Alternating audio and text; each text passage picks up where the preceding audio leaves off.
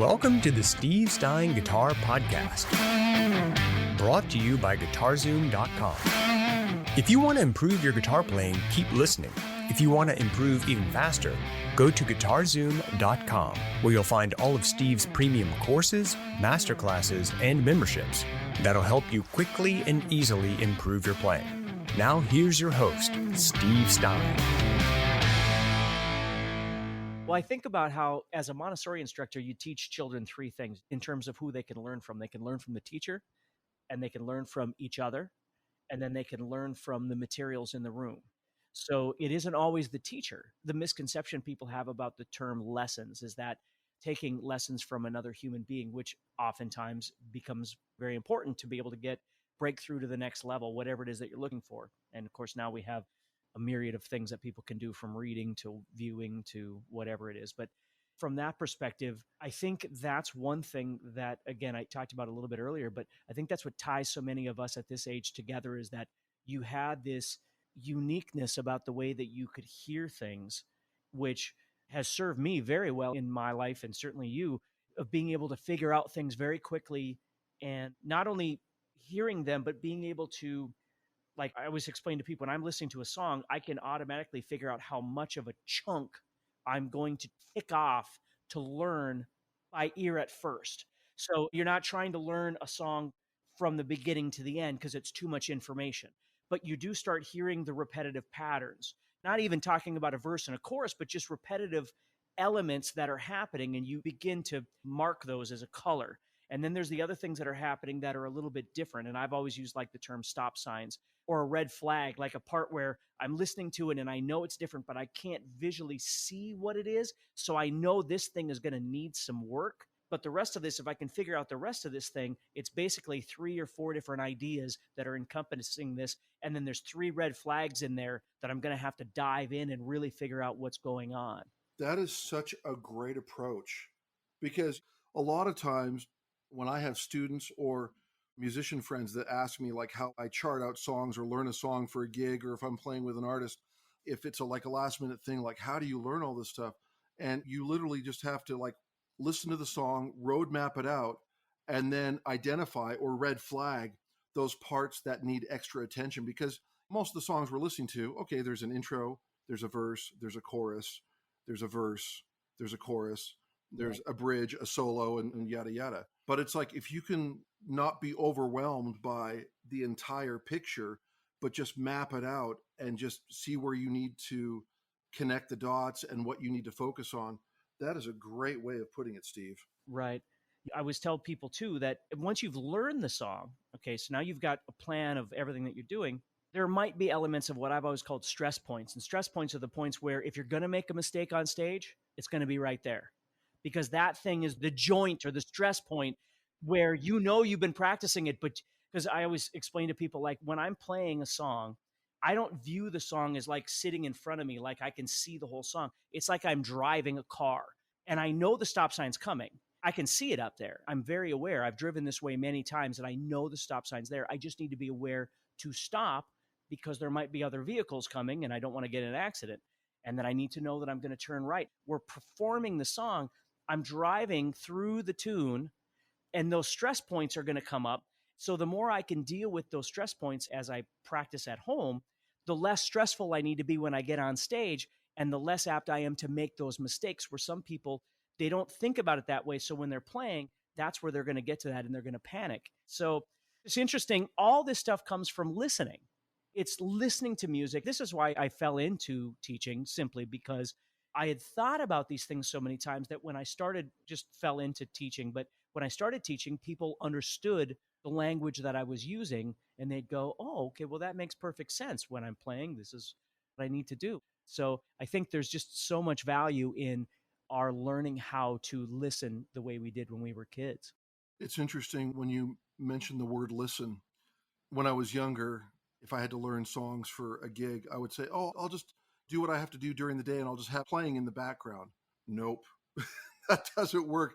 You literally have to be focused when you're listening, like distraction. Allow yourself that time, allow yourself that 3.5, that 4 minutes of focus of listening to the song. Because if you're making breakfast and have that in the background You're listening to the song, but you're not allowing yourself the actual ability to learn and also to not only to memorize it, but to have it ingrained.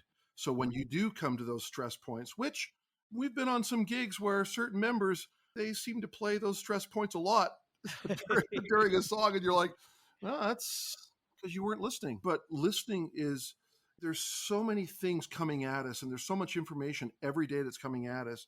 It's so important to allow yourself that personal block of time where you can just truly listen, hone in, and not worry about everything else. Because the most important thing is connecting all those road signs and making sure you're stopping when you're stopping and going when you're going.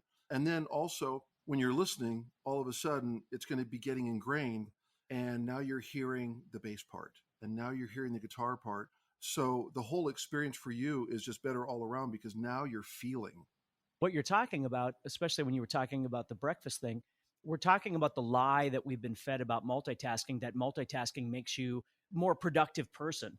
And all multitasking does is it just allows you to spend less quality time on multiple things so you can do less of a job on multiple things at the same time. And you're absolutely right. I mean, to focus on something, on one task, and give the best that you have for that amount of time on that task is by far the best way of being able to accomplish something. You can get lost in a myriad of different things, and we all do it, but hopefully none of those are really important.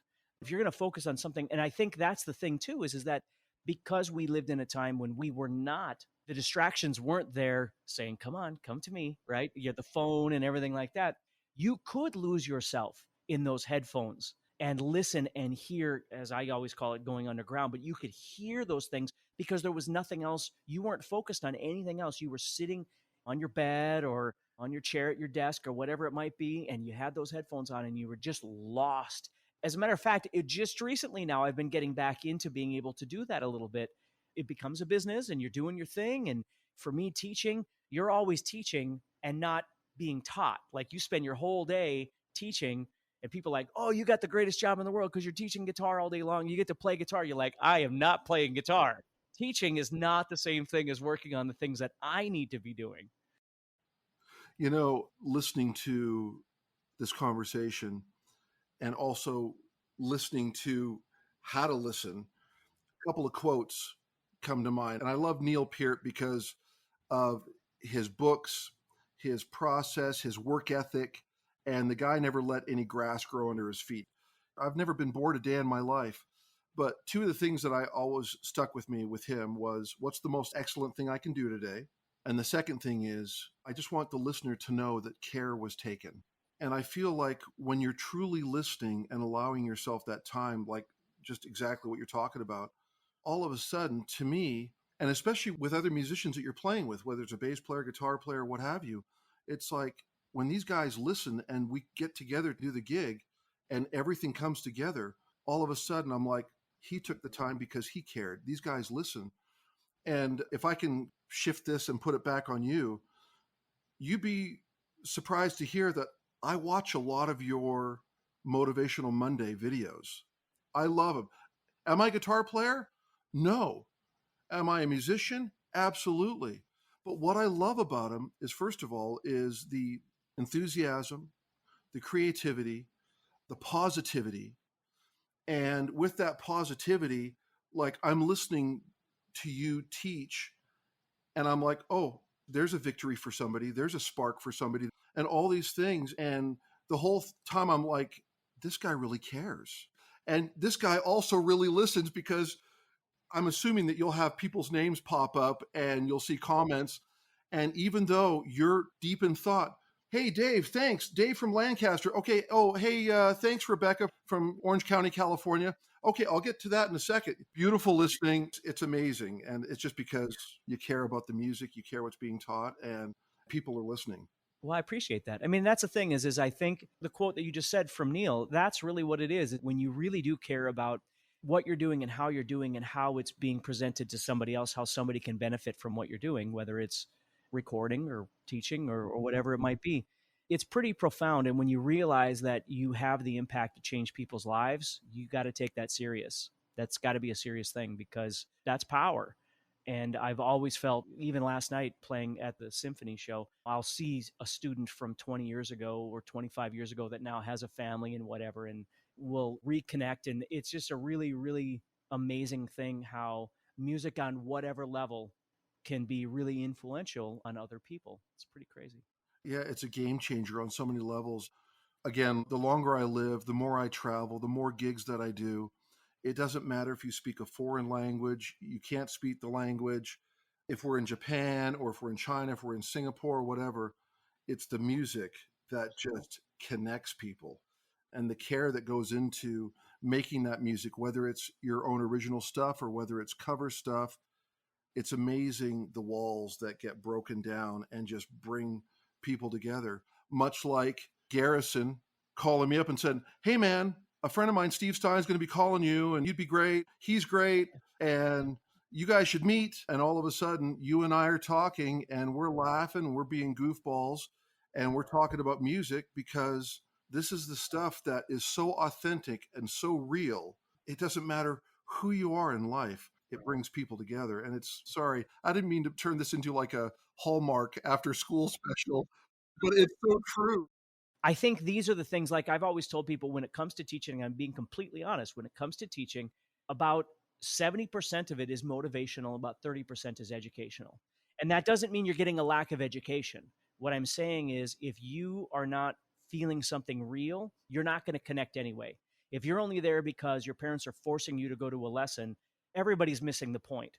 At some point, you have to realize that the music or the relationship with the musicians, which is a whole nother level, playing with a group of musicians that you really authentically connect to, is an astonishingly wonderful feeling, as opposed to being in a band where you don't really get along with anybody and you're just getting paid for the gig. And it's an entirely different experience when you can have something where everybody is like really a family. Everybody gets along. You have this wonderful experience. So I think that's important. Yeah. So I got to ask you though, because we don't get way too long here, you got to explain to me all the things, because I don't know. I know you've done a ton of stuff and I know your video game history a little bit, but tell us about your experiences. You get out, you start playing. What are some of the really great things that you feel like you've done in terms of playing with artists and things like that?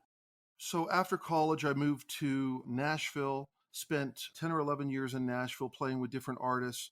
And Nashville was an interesting experience because when I first got there, actually, I never thought I was going to go to Nashville. I thought I would go to Los Angeles, California, and do rock and stuff because rock and roll and pop and all that stuff, that's where my heart was. But I went to Nashville and I remember everybody telling me that Nashville was a 10-year town.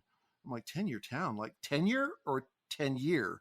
And they're like, well, no, it's a 10-year town where it's one of those places where it's like the good old boy club where producers have their handful of guys that they always use. And in order to break in, you've got to be there a long time. And I was like, well, okay. So what do I want to do? And I remember my brother Daryl, we were standing in line at a McDonald's one morning, and I was just new to Nashville, didn't know anybody. But I thought, hey, if I can play drums in Salt Lake City, I could play drums in Nashville, Tennessee. It's like, oh, really? Okay. And my brother goes, well, we're standing in line ordering breakfast at McDonald's. He goes, Joel, he goes, you really need to get to know the 3-foot rule. And I go, the 3-foot rule? I go, Daryl, what are you talking about? He goes, check this out. He turns around. There's a guy standing behind us. And he goes, hey, good morning. I'm Daryl. What's your name? Puts his hand out. And the guy's like, John. Hi. Good to meet you, Daryl. Hey, John, what do you do? Oh, he goes, I'm a financial advisor. I work at a bank. And he goes, oh, well, I play guitar. And this is my brother, Joel. He plays drums. He just moved into town from Salt Lake City, Utah. Hey, Joel, pleasure to meet you. And then the guy goes, oh, one of my dear friends is the musical director for Reba McEntire.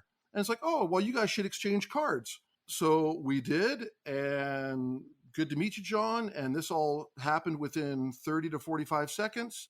And we ordered a breakfast, and we sat down, and Daryl goes, that's the 3-foot rule. And I'm like, Daryl, what are you talking about? He goes, if anybody is in a 3-foot radius of where you are, introduce yourself. Say hello. What's the worst that's going to happen? I said, well, people are going to think I'm psycho. Yeah, but not if it's coming from a good place. So I literally implemented that 3-foot rule from that day forward. And I remember going to a drum clinic that summer, just a brutal, sweaty, hot humid Nashville summer. And this was Summer NAMM, and this drum clinic was with Dan Tomlinson, the drummer for Lyle Lovett. Great, great, great drummer. And we're in like this warehouse that's just a swamp cooler, and we're all just sweating like a mother. And Dan had brought a bass player with him, and that bass player's name was Butch Dillon. So Dan brought him with him in this drum clinic to show the marriage between a bass player and a drummer, and his right hand and his right foot. So we're like, oh my gosh, this is amazing. So an hour and a half into this thing, there's like 150 people there, chairs all set up around. And Dan goes, hey, he goes, I'm going to play one last song for you. And when I'm done, come on up. He goes, I'd love to take pictures with anybody that wants a picture or sign an autograph, answer any other questions. And so he played one last song, standing ovation. Everybody just gets up and rushes over to his drum kit. Well, I'm sitting there by myself in the middle of this warehouse, and I look up, and there's the bass player over on the right. And he's just unplugging his cord and wrapping up his cable. And I looked over at the drums, and I'm like, I'm going to go talk to the bass player.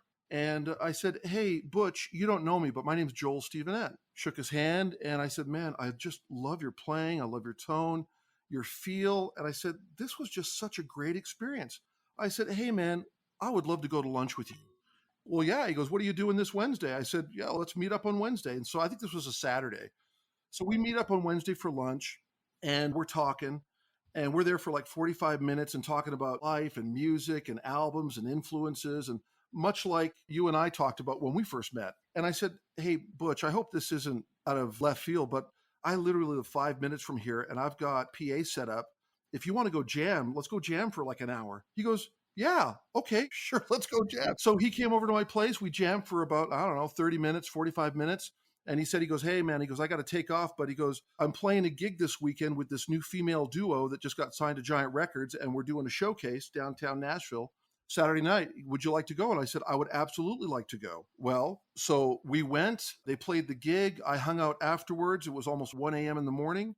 He comes out, and I said, Butch, that was a great set. He goes, oh, thanks, man. He goes, but they're not really happy with their drummer. Oh, really? And he goes, yeah. He goes, but they're holding auditions on Tuesday, and they've already got 7 drummers picked out. I said, Butch, I said, if there's any way I could squeeze and get onto that list, that would be amazing. He goes, look, here's the name and number of their manager. And he goes, give him a call tomorrow and see if he can fit you in. I said, dude, thank you so much. I said, thanks again for the tickets, the invite. This has been a great night. Fast forward the next morning, I call this guy by the name of Steve Getzman. And I said, hey, Steve, you don't know me, but my name is Joel Stevenett, and we have a mutual friend by the name of Butch Dillon. He goes, oh, yeah, Butch. He goes, yeah, I was there last night at the show. And I said, I was there too. And I said, it was amazing. I said, Butch also shared with me that you guys might be looking for a new drummer. And he told me that you guys were already auditioning some people. But I said, I just wanted to call and say, hey, if anybody falls out, or if you'd like to add one more guy to the list, I said, I would love an opportunity to come in and play a song. I said, heck, even if I could just play a verse and half a chorus, that would be great. And he goes, oh, yeah, thanks, Joel. I'll keep that in mind. And he goes, thanks for calling. That was it. 2-3 hours later, I get a phone call. And I'm like, hello? He goes, hey, Joel, it's Steve Getzman. I'm like, oh, hey, Steve. And he goes, hey, he goes, I talked to the girls, and they would like to hear you come in and play one song on their lunch break. They won't be singing, but you can play with the band one song. I said, great. He goes, pick up the album down at the management office and see you Tuesday. And I said, oh, heck, I'm going to go to Tower Records. This is when Tower Records was around. I said, I'm going to go down and get the album. So I went down that day. I got the album. I learned every song on that album. I wanted this gig like I wanted air. So I learned every freaking song on that album. Tuesday comes along. I go in there. I've got a snare drum. I've got my bass drum pedal. They've got a kit set up. I go up, introduce myself to the band, get set up, and the bass player goes, all right, Joel, anytime you're ready, count us off. And dude, I was so freaking nervous. I thought my right foot could be doing 30-second notes on a single bass drum pedal. I was so nervous, but I was just smiling. And I just said, okay, 1, 2, 3, crack, bunk, bunk, playing it. And intro, verse, we get halfway through the chorus, and I see this shadow, this figure coming forward towards the stage. And I just see this motion with the hand coming across the neck, like stop, cut, and the band stops. And he goes, thank you, Joel. We've heard what we need to hear. I'm like, oh. I said, well, I was kind of kidding about that half chorus thing, but I said, hey, thank you so much for having me. and goes, yeah, pack up your stuff and just meet me outside. And so I packed up my stuff and said thank you to the band and went outside. And he goes, hey, just wait for me. Give me like 5-10 minutes. And I waited, and he came out and he goes, do you want the gig? And I said, yes. And he goes, okay, it's yours. Swing by management office tomorrow and they'll give you all the information. But I said, yeah, and this is what I should have shut up. But don't you have like 4 other drummers you've got to audition? And he goes, don't worry about that. The girls like you. They want you. You're the guy. And that all came about because of the 3-foot rule and being in Nashville and not knowing anybody. And I went and talked to Butch, and the whole thing changed. And from that point forward, I started playing with several different country artists and had an amazing touring experience with each one of them. And one of the last artists I played with when I was living in Nashville was Jody Messina. I was with her for several years, and she was amazing. And we played some amazing venues and tours. And I remember the Rascal Flatts were out with us, and then we would do several months with George Strait opening for him. And just the list went on and on. In the world of country music, you're doing all these festivals, and talk about being able to like dial in your sound, your feel, your instrument, your tuning, knowing what microphones do what, and just a magical time.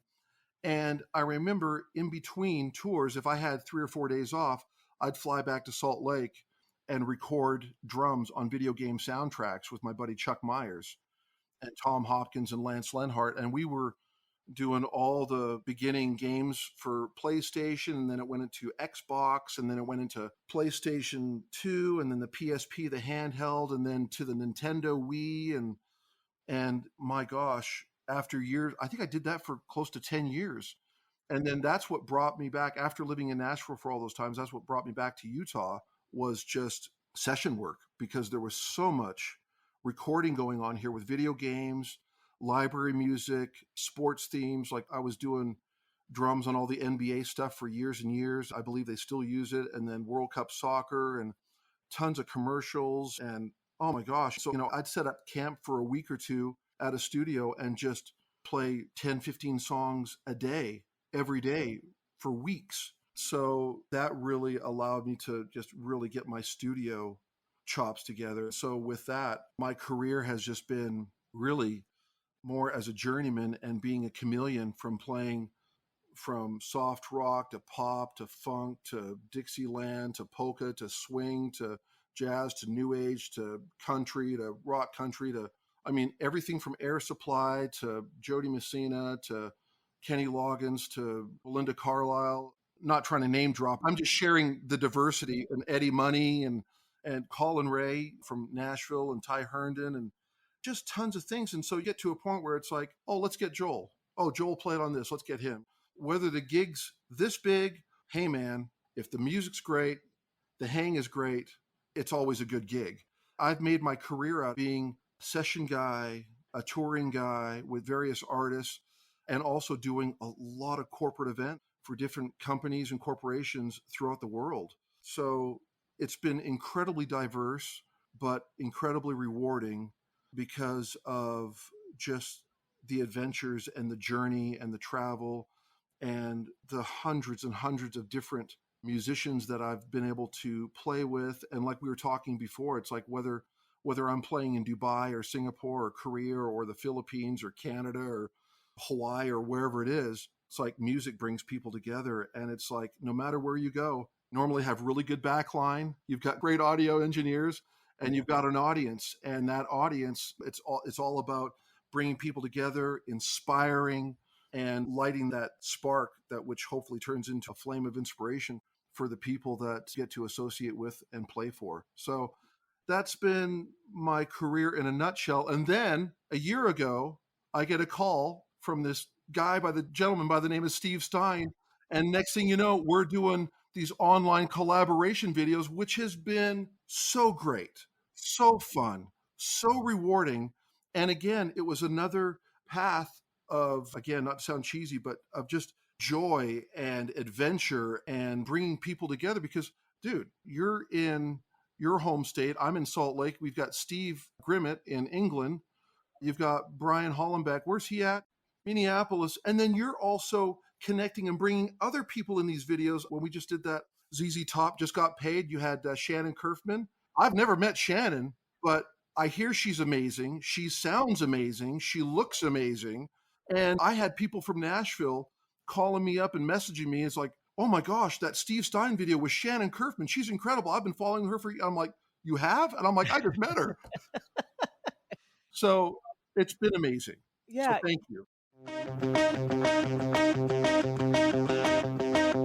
I hope you're enjoying this episode so far and you're getting motivated to take your guitar playing to the next level.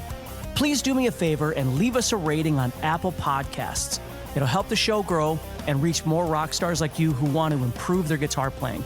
Also, I'd love to know what parts of the episode you liked, as well as what you learned. So please share this podcast and tag us at guitarzoom.com on your social post. And now, let's get back to the podcast. What's funny about everything is just, you just said about your journey. Number one, for anybody that's listening, your professionalism is very, very important. And I don't just mean, certainly do mean your ability. The best players you need to take your craft seriously. You can't be a mediocre player and expect to get far distances. But the other thing that you need is you need the proper attitude. You've got to have a positive attitude. And, I always tell people, don't burn bridges. It's important to make sure that be blessed with what you've got and the opportunities that you have, and put yourself in the right spaces. Like you were saying, 3 feet.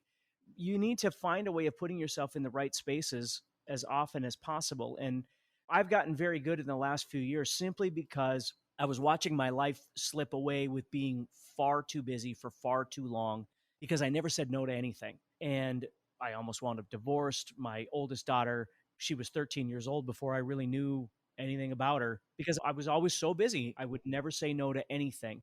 Then I got the opportunity of what I'm doing now. And all of a sudden my life came to a screeching halt. And I was able to now dictate what I did want to do and what I didn't want to do. And I realized very quickly that I needed to make a disconnect from money and from my constant need to try and keep moving upward in the world.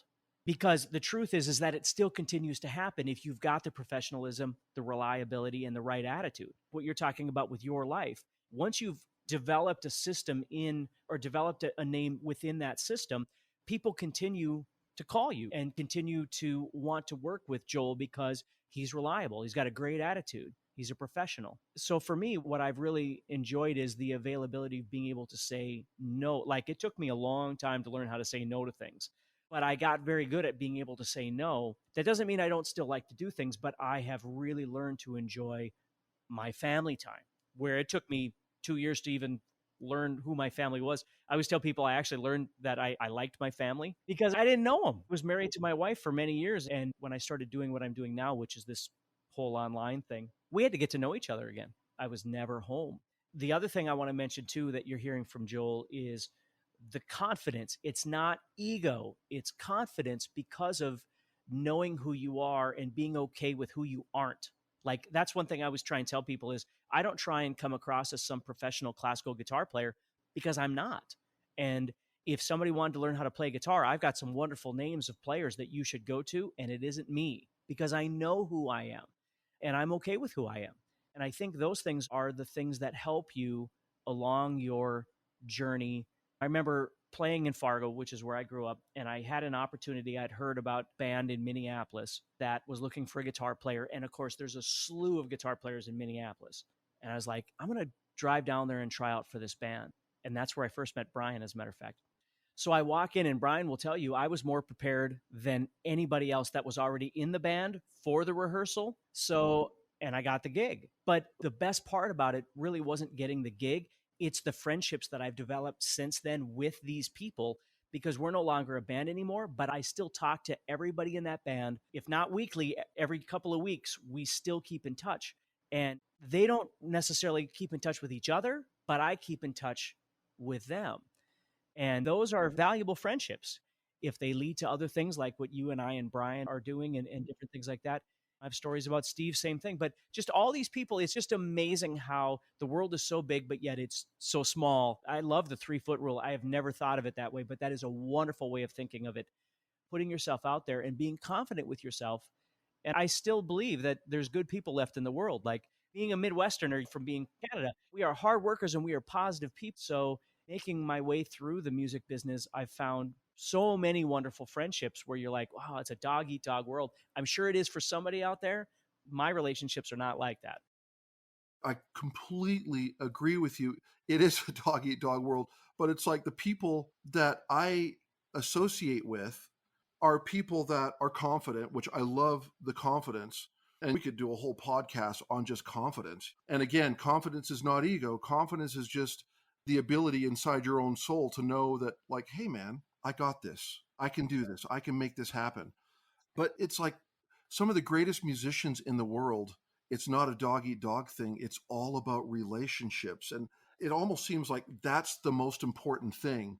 Like the NAMM show, we go there because the hang is so great. The weather's usually pretty amazing, but the hang is so great. And just like seeing that person and just reconnecting. And dude, life, again, the longer I live, the more gratitude I have and the care that I take, the relationships and the people that I truly love in my life and the musicians that I love. And I tell you, man, it's like what we were saying moments ago, when you're on stage and you've got a great group of people where there's just that care is there, that confidence is there, that gratitude is there, all of a sudden the music just comes out and it just flows out. And that's why we love to do what we do. Right. Well, and that's why I talk to people all the time about living in a social media world, not so much maybe us because we already do what we do, but people that are learning how to play guitar, for instance, and they're constantly inundated with suck because I can't play as well as this person and I can't learn this thing. And that's the thing to understand is developing that confidence in yourself is really, really important because you can't keep comparing yourself to everybody else on the planet because nobody would ever get where they want to go. We'd all be downtrodden if all we ever did was look at X, Y, or Z, Eddie Van Halen or this person, and you compare yourselves to them. Because the truth is, amazing as Eddie Van Halen is, and he is amazing.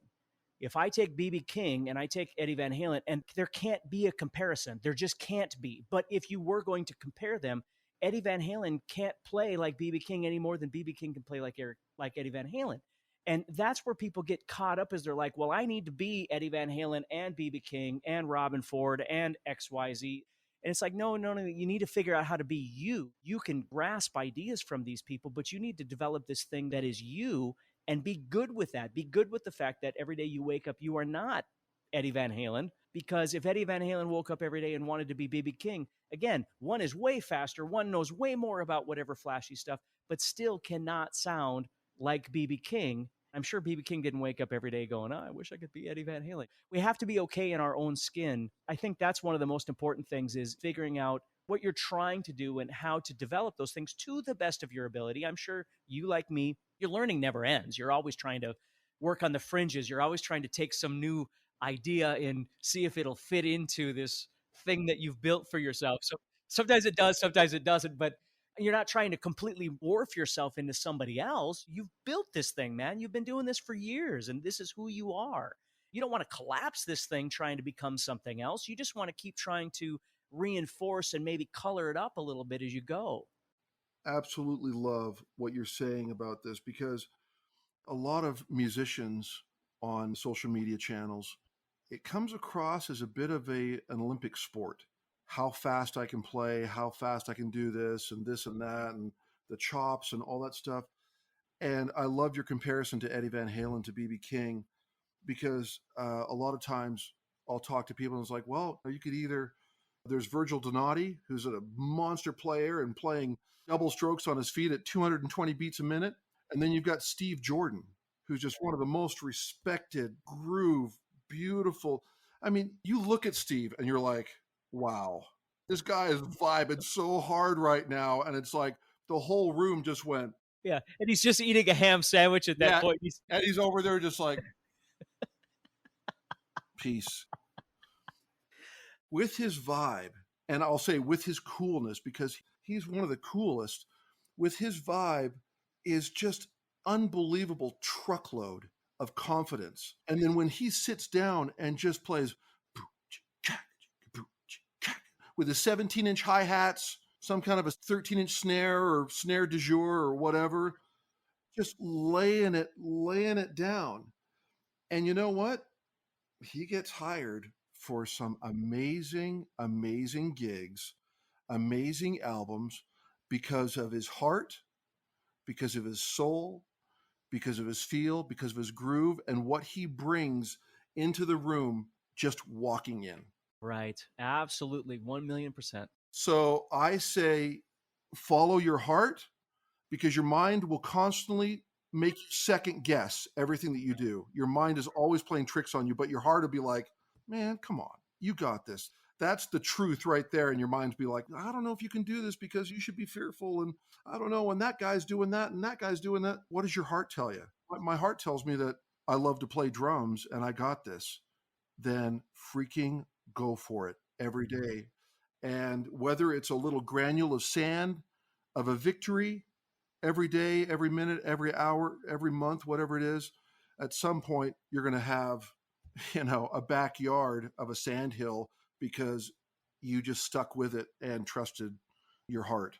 And it really needs to begin with that connection to the instrument. You've got to practice. You've got to become connected. It's not just about fundamentals, like you were saying. It's not just about scales for me or how fast I can play or something.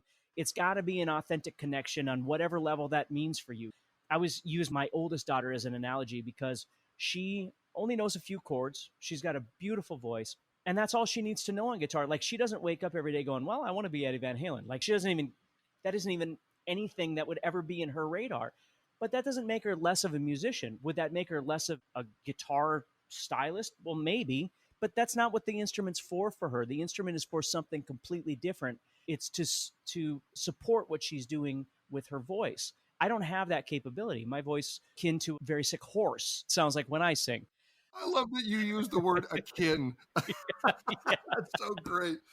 To a very unstable and sickly stallion. Yes, exactly. That's great. That's the thing too, is with that comparison thing, is it all depends. I mean, not everybody wants to grow up and try and be the fastest guitar player. Sometimes we use those as simple tools to get us to the next level. And I don't want to keep going off on this, but no, but tools and inspiration. Yeah, that's right. Each person out there needs to find that and develop those, because listen, we all have a finite amount of time on this planet.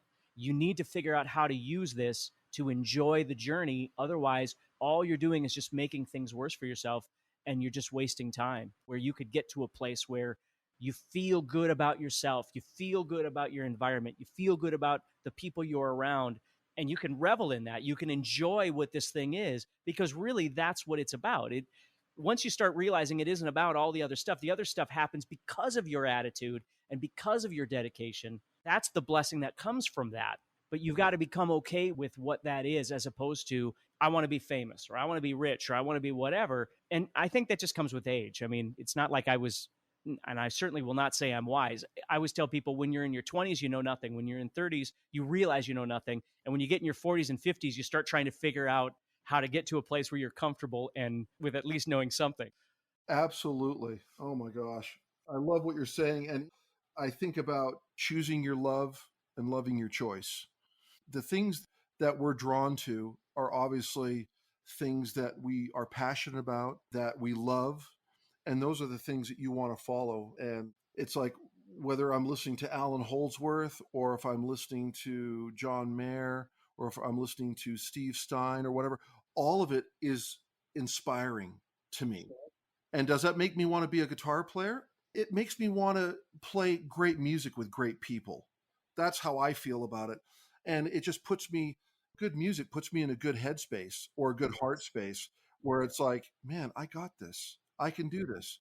And if there's a time where I question myself, or like I feel like, oh man, I wish I could get this feel done or whatever, it's okay to take a break and allow yourself some space. I mean, like, it's okay.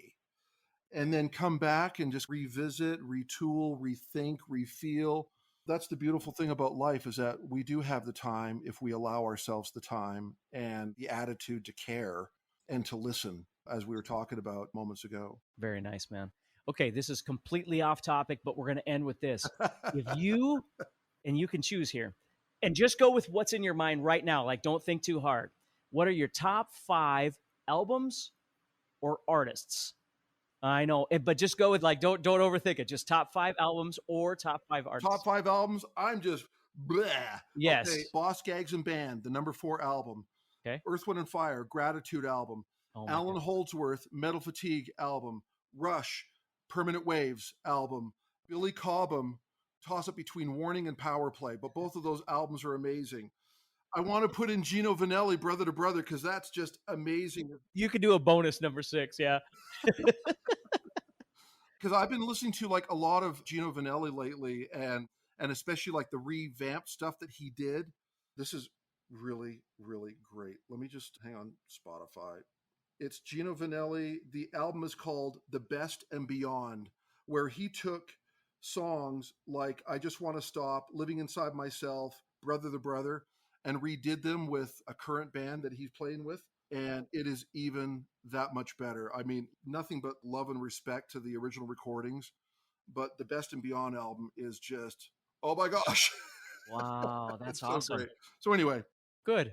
Well, I got the afternoon off, so I'm going to check that I'm going to check that album out. That's what I'm going to do this afternoon. It's a great album. Cool. Well, thank you so much for hanging out. Like I said, the podcast is merely an excuse for you and I to hang out and chat because we've been working together for so long and we haven't really had a chance to just sit and talk. So we've talked on the phone and different things, but not like this. Not like this. This has been amazing. And dude, I look forward to our next video collaboration, which I think might be coming out pretty soon here.